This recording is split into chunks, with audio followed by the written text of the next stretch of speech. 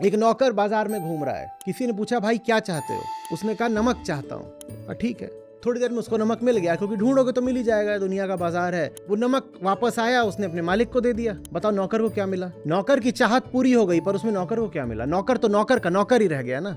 क्या नमक को पा लेने से नौकर मालिक बन गया? जैसे कोई वेटर हो जो खुद भूखा है पर सबको खाना सर्व करता रहता है। वेटर अंदर जाता है, शेफ को बोलता है अब जरा मुझे 2 तंदूरी और चाहिए। शेफ, उसने कहा मुझे 2 तंदूरी चाहिए, शेफ उसे 2 तंदूरी दे भी देगा। उससे क्या वेटर की भूख मिटने वाली है?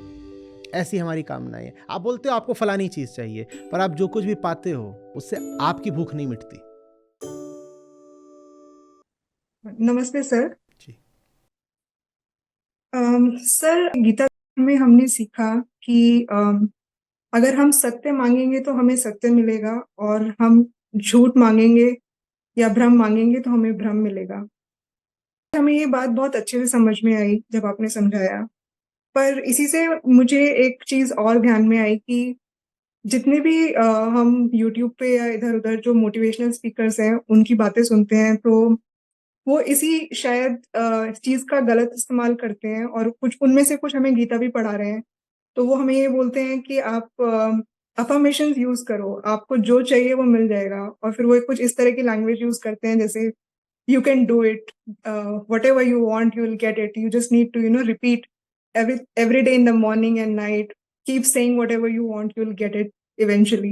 So मुझे ऐसा लगता है कि वो गीता का यूज करके और इसी श्लोक का शायद यूज करके लोगों को भ्रमित करते हैं, और हम हो भी जाते हैं क्योंकि हम अगर उन्हें सुन रहे हैं तो। सो प्रश्न ये है कि हम इस तरह के भ्रमों से कैसे बचें।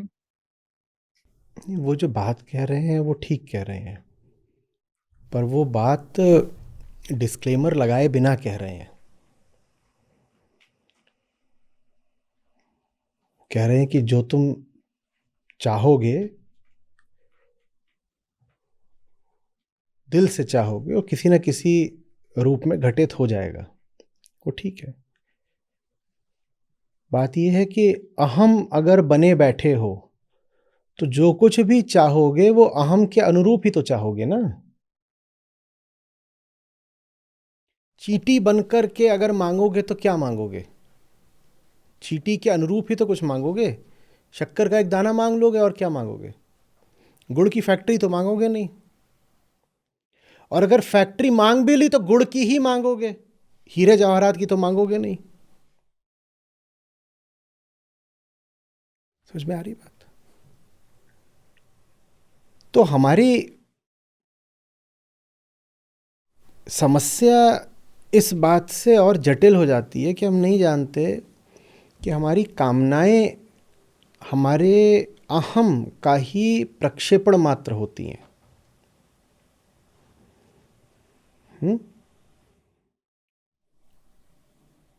तो कामना को मांगना माने जो तुम हो उसी को थोड़ा और मांग लेना, और परेशान तुम उसी से हो जो तुम हो, तो उसको थोड़ा सा और मांग लिया तो कौन सी समझदारी दिखा दी? अहम है और अहम की कामनाएं हैं, ये दोनों आप समझ लीजिए जैसे एक ही चीज के दो नाम हैं, क्योंकि अहम ही कामनाओं को निर्धारित करता है। ठीक है, जैसे आप होते हो वैसे ही आपकी कामना हो जाती है। तो शराबी है तो क्या मांगेगा वो? अगर उसने स्वयं को घोषित कर दिया है मैं शराबी हूं, तो क्या मांगेगा? वो शराब मांगेगा। और अगर वो दिलो जान से शराब की मांग करेगा तो किसी न किसी तरीके से उसे शराब मिल भी जाएगी, कम ज्यादा आज कल मिल भी जाएगी। पर इससे क्या उसका शराबी होना बदल गया? और अगर वो मांग रहा है तो मांग किस लिए रहा है? अगर वो स्वयं से संतुष्ट होता तो क्या कुछ मांगता? वो मांग इसलिए रहा है क्योंकि वो जो है उससे वो असंतुष्ट है। कामना कहाँ से आती है? कामना आंतरिक अपूर्णता से आती है। हम जो कुछ हैं हम उससे संतुष्ट नहीं होते, हम इसलिए कामना करते हैं। मैं जो हूं मैं उससे संतुष्ट नहीं हूं, इसलिए मैं कामना करूंगा।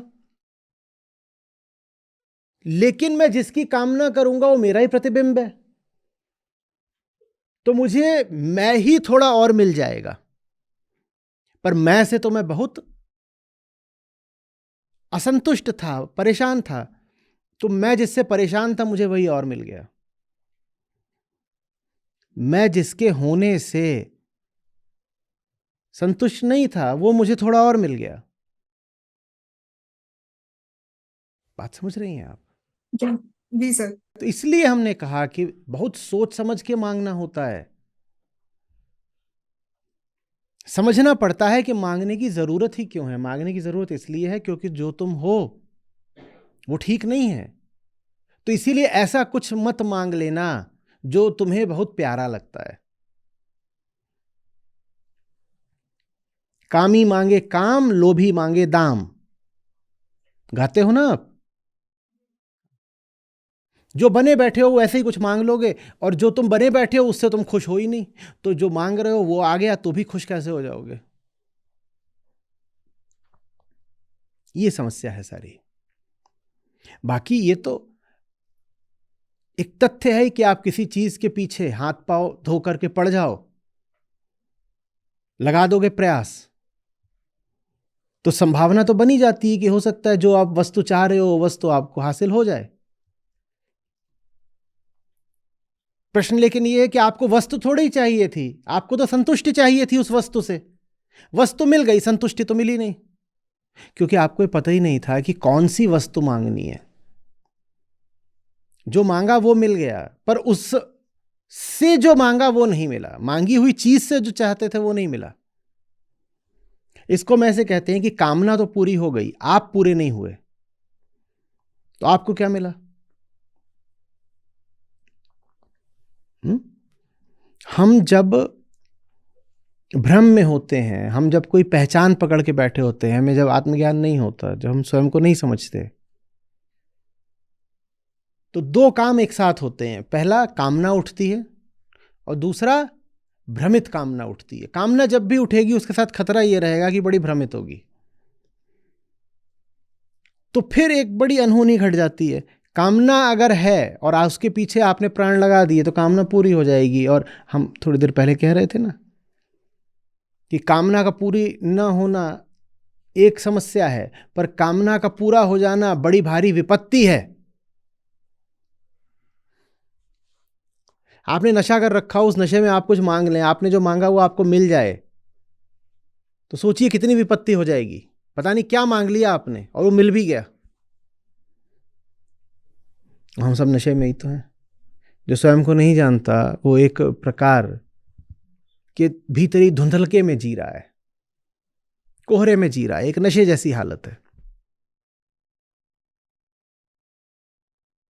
बात समझ रही है? कामना चाहिए, आत्मज्ञान से प्रेरित कामना चाहिए, और जो कामना आत्मज्ञान से आती है उसी को निष्कामना कहते हैं। कृष्ण भी तो चाह रहे हैं ना कि अर्जुन युद्ध करें, तो इस अर्थ में कृष्ण के पास भी कामना है, पर कृष्ण की कामना उनके आत्मज्ञान से आ रही है, तो निष्कामना है। फिर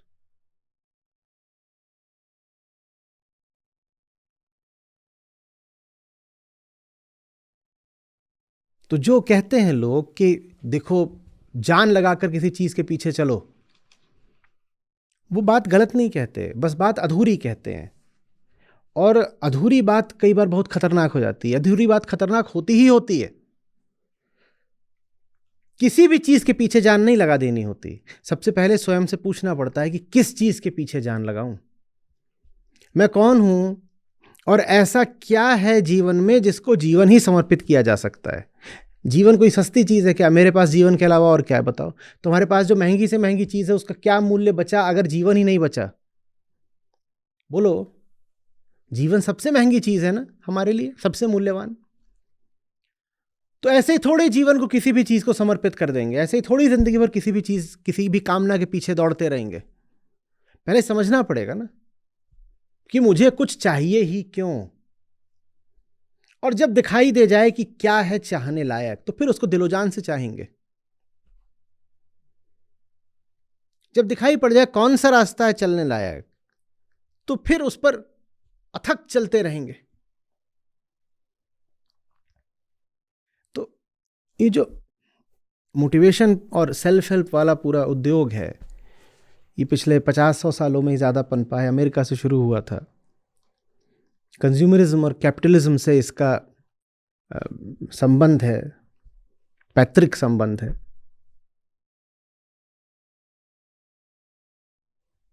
ये इस बात पर बिल्कुल ध्यान नहीं देता कि इट माने क्या है। ये कहता है you can do it, yes you can do it, पर इट माने क्या ये कभी नहीं बताया जाता। वो इट को खुला छोड़ देते हो, कहते देखो जो कुछ तुम्हें इस वक्त आकर्षित कर रहा है वही कर डालो, पर जो आपको आकर्षित कर रहा है वो तो किसी पूंजीपति के हाथ की बात है ना। इसलिए मैंने कहा इसका कैपिटलिज्म और कंज्यूमरिज्म से सीधा संबंध है। जो पूंजीपति होता है वो तय करता है कि आपको अब कैसे आकर्षित करना है, कर लेता है ना वो। 50 तरह के आपको विज्ञापन दिखाएगा, 10 करोड़ रुपए वो विज्ञापन पे लगा देगा और आप आकर्षित हो जाएंगे और आप उसी दिशा को चल देंगे, अंधी दिशा। तो कभी पूंजी तय करती है, कभी परंपरा तय करती है। परंपरा भी तो बता देती है क्या करना है। आप एक भारतीय महिला हो, देखो हमारी परंपरा ऐसे ऐसे काम करने चाहिए, आप ऐसे ऐसे काम करो, तो वही फिर आपकी कामना बन जाती है। मैं भी ऐसे काम करूंगी, मैं कान में झुमके पहनूंगी, मैं नाक में नथ लगाऊंगी, कील लगाऊंगी। ये सब आप जब छोटी बच्ची थी तो आपको पता था क्या? ये सब आपको किसने बताया? किसी बाहर वाले ने बताया। फिर वो आपकी कामना बन जाती है। झुमका गिरा रे बरेली के बाजार में, वो झुमका क्यों गिरा बरेली के बाजार में? झुमका ही क्यों गिरा? अज्ञान क्यों नहीं गिरा? लेकिन आप कहोगे मेरी कामना है, फिर कोई आएगा आपको मोटिवेट करने, देखो यू कैन डू इट, तुम जान लगा दो, तो एक झुमका गिर गया, तुम्हें 2 नए झुमके मिल जाएंगे। पर प्रश्न ये है कि मुझे झुमका चाहिए ही क्यों? क्योंकि तुमको प्रथा और परंपरा ने बता दिया है कि तुम एक महिला हो तो तुम्हें झुमका चाहिए। अब उस झुमके से आपको कोई लाभ हो रहा है नहीं हो रहा है ये आपने कभी सोचा नहीं, क्योंकि आत्मज्ञान नहीं है। या कि टीवी पर एक नया कमर्शियल आ गया, वो आपको बता रहे हैं कि अब फलानी ऐप आ गई है, जाके उस पर गेम्स खेलो, और वो इतनी बार और इतने लज्जतदार तरीकों से आपको लुभाते हैं कि आप फिर खिंच ही जाते हैं। आप पूछ पाते हो क्या? सामने जब पर्दे पर कोई लुभावना दृश्य चल रहा होता है तो उस वक्त जैसे चेतना को मोहलत ही नहीं मिलती है ये सोचने की कि उसमें मेरे लिए क्या है। सारी इंद्रियां जाके पर्दे से चिपक जाती हैं। ऐसा होता है ना। ये समस्या है कि हमारी कामनाओं का निर्धारण कोई और कर रहा है। अब ऐसे में कहा जाए yes you can get it, तो वो गेट इट अगर हो भी गया तो उसमें मुझे क्या मिला? क्योंकि वो जो मेरी कामना मुझे लग रही है वो मेरी तो है ही नहीं। वो मेरे भीतर या तो पूंजी ने या परंपरा ने स्थापित करी थी, इम्प्लांट है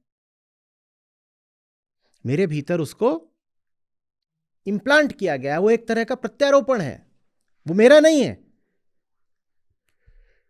कोई और चाहता है कि मैं चाहूं तो मैं चाह रहा हूं, और मैं सोच रहा हूं चाहत मेरी अपनी है। वो चाहत आपकी अपनी नहीं है।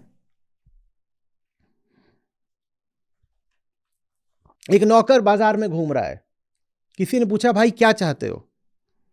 उसने कहा नमक चाहता हूं। ठीक है, थोड़ी देर में उसको नमक मिल गया, क्योंकि ढूंढोगे तो मिल ही जाएगा, दुनिया का बाजार है। हम मटेरियल गुड्स की तो बात कर रहे हैं, ज्यादातर लोगों को कामना मटेरियल गुड्स की होती है। तो ढूंढोगे तो नमक मिल गया, उसको नमक मिल गया। वो नमक वापस आया, उसने अपने मालिक को दे दिया। बताओ नौकर को क्या मिला? नौकर की चाहत पूरी हो गई, पर उसमें नौकर को क्या मिला? नौकर तो नौकर का नौकर ही रह गया ना। क्या नमक को पा लेने से नौकर मालिक बन गया? नौकर पहले भी नौकर था, नौकर अभी भी नौकर है, और मूर्खों की तरह कह रहा था मुझे नमक चाहिए। तुझे नमक नहीं चाहिए, तेरे मालिक को नमक चाहिए, तू तो नौकर है। ये हमारी कामनाओं का हाल है। हम कहते हैं मुझे फलानी चीज चाहिए, तुम्हें नहीं चाहिए। वो तुम्हारे एक गुमनाम मालिक को चाहिए, वो तुम्हारे छुपे हुए मालिक को चाहिए। नौकर को तो फिर भी पता होता उसका मालिक कौन है, हमें पता भी नहीं है हमारा मालिक कौन है। हमारे मालिक हैं ये दो, पूंजी और परंपरा। कुछ हम इसलिए करते हैं क्योंकि हर कोई कर रहा है, परंपरा चल रही है, और कुछ हम इसलिए करते हैं क्योंकि कोई अपनी पूंजी के जोर पर हमें विवश कर देता है, मजबूर कर देता है करने के लिए।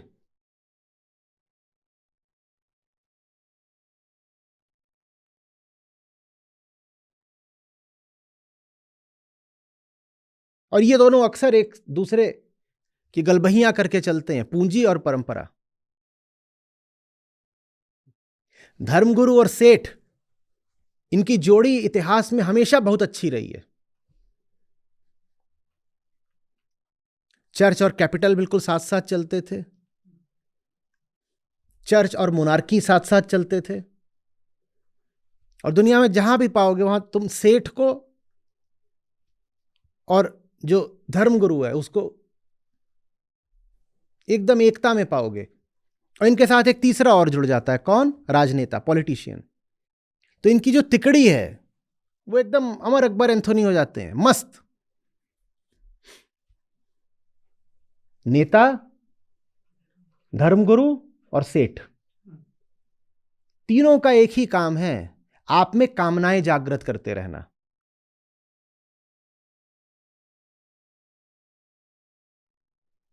और जिसमें आपने कामना जागृत कर दी वो आपका नौकर हो गया। उसको लगेगा कामना उसकी है, वो कामना के पीछे पीछे भागेगा। डिजायर, इच्छा, कामना, वो उसके पीछे पीछे भागेगा। और जबकि वो इच्छा उसमें किसी ने इम्प्लांट करी है। एक सेकेंड हैंड डिजायर है, आपकी अपनी नहीं है, पर आपको लग रहा है आपकी है। तो जब कामना पूरी भी हो जाती है तो आपको कुछ नहीं मिलता, आप वैसे ही रह गए। जैसे कोई वेटर हो जो खुद भूखा है पर सबको खाना सर्व करता रहता है, ये कामना का हाल है। वेटर अंदर जाता है, शेफ को बोलता है अब जरा मुझे 2 तंदूरी और चाहिए। शेफ, उसने कहा मुझे 2 तंदूरी चाहिए, शेफ उसे 2 तंदूरी दे भी देगा। उससे क्या वेटर की भूख मिटने वाली है? ऐसी हमारी कामनाएं है। आप बोलते हो आपको फलानी चीज चाहिए, पर आप जो कुछ भी पाते हो उससे आपकी भूख नहीं मिटती।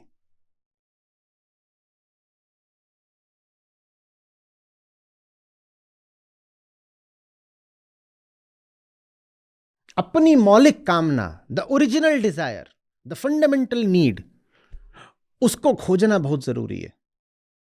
उसको खोज लो, फिर उसके पीछे पड़ जाओ, बहुत अच्छी बात। पर वो खोजे बिना यूं ही इधर उधर भटकना, ये मूर्खता है।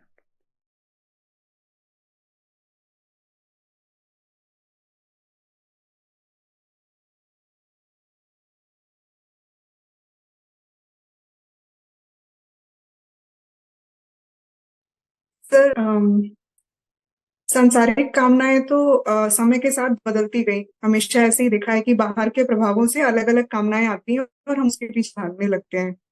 तो अभी तक का जीवन तो वैसा ही रहा, बट अभी जैसे आपके साथ जुड़ने के बाद में चीजें जो समझ में आई हैं, तो अभी ऐसा लगता है कि having the right desire is the ultimate goal. Basically desire तो रहेगा, बट कामना, आपको सही कामना करनी है। तो प्रश्न मेरा ये है कि क्योंकि ज्ञान की यात्रा जैसे अनंत है, एकदम से नहीं हमें ज्ञान प्राप्त होता, तो हम जैसे सीख रहे हैं चीजें, तो वो सही कामना हमें एकदम से आ जाएगी या हमें मतलब प्रयास करते चलना है अपनी स्थिति के द अनुसार? प्रोसेस ऑफ निगेशन, नेति नेति।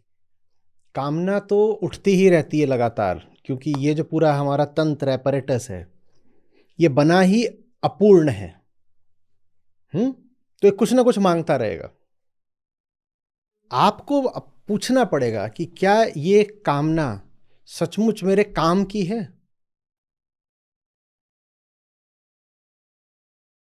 डिजायर की स्क्रूटिनी करनी पड़ेगी। डिजायर के पीछे नहीं भागना है।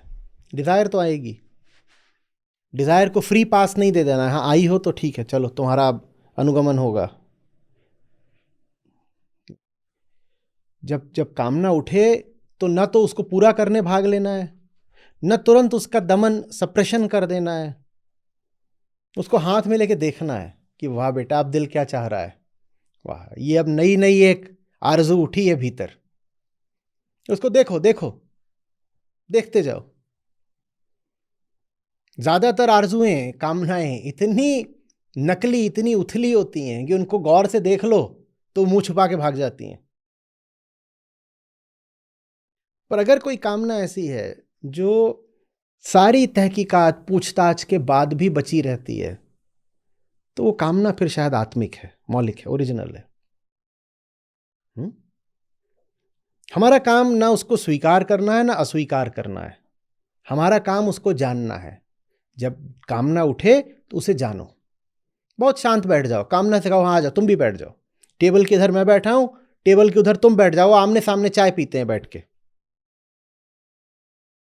बोलो हाँ, now let's introduce each other. मैं अपना परिचय देता हूं और आप अपना परिचय दीजिए। जानो तो सही कि कौन छा रहा है दिलो दिमाग पर।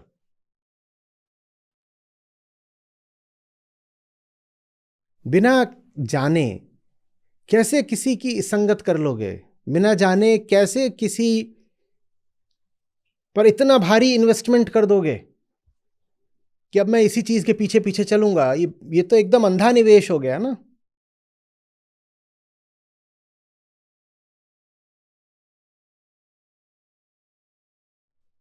कामना वो चाहती नहीं है कि बातें खुलें, परिचय साफ हो, तो वो अदाएं दिखाएगी, लुभाएगी और थोड़ा डरा भी देगी, कहेगी देखो इतने अगर सवाल जवाब पूछोगी तो हम रूठ कर चले जाएंगे। अगर कोई है जीवन में जो सवाल जवाब करने पर रूठ के चला जाता है तो जान लो ठग जैसा ही है, वो जाने ही दो फिर उसको। तेरे पास छुपाने के लिए ऐसा क्या है कि मैं सवाल पूछती हूं तो तू रूठ जाता है? और मैं बहुत गंभीरता से, बहुत सच्चे सवाल पूछ रही हूं, बहुत दिल से पूछ रही हूं। मैं तुझे आहत करने के लिए नहीं पूछ रही, मैं सचमुच जानना चाहती हूं इसलिए पूछ रही हूं। और उसके बाद भी अगर तू बुरा मान जाता है तो फिर मान बुरा। कामना से बात किया करिए।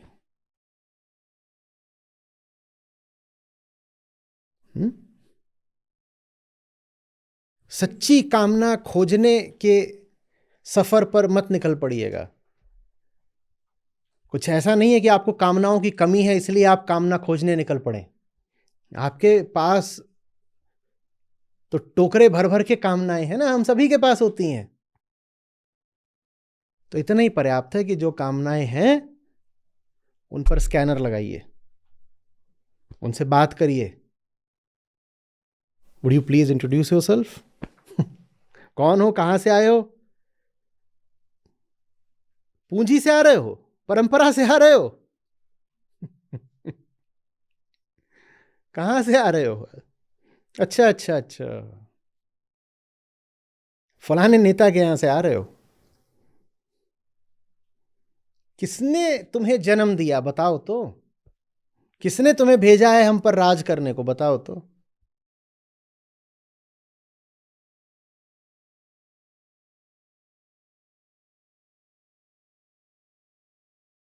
हम्म?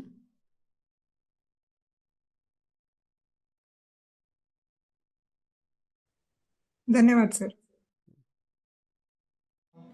सूरा सोई सराहिए, लड़े मुक्ति के हेत। सूरा सोई सराहिए, लड़े मुक्ति के हेत। पुरजा पुरजा कट पड़े, तो भी न छाड़े खेत रे साधो, तो भी न छाड़े खेत। प्रेम प्याला जो पिए, शीश दक्षिणा दे। प्रेम प्याला जो पिए, शीश दक्षिणा दे। लोभी शीश ना दे सके, नाम प्रेम का ले रे साधो, नाम प्रेम का ले।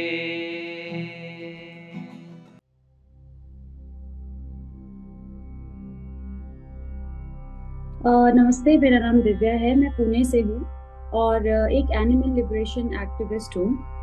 बचपन से मेरा काफ़ी रुझान था इस तरफ कि मैं मीराबाई को बहुत ज़्यादा पर्सनली बहुत पसंद करती थी और मुझे वो बहुत ना दिल तक छू जाती थी। उनकी जितनी भी मैं भजन पढ़ती थी और इस तरह से कबीर दास जी भी मुझे छू गए थे। बचपन से मैं हर चीज़ में काफ़ी अच्छी थी, पढ़ाई लिखाई सब चीज़ों में, खेल कूद में भी और साहित्य में भी, संगीत और कला में भी।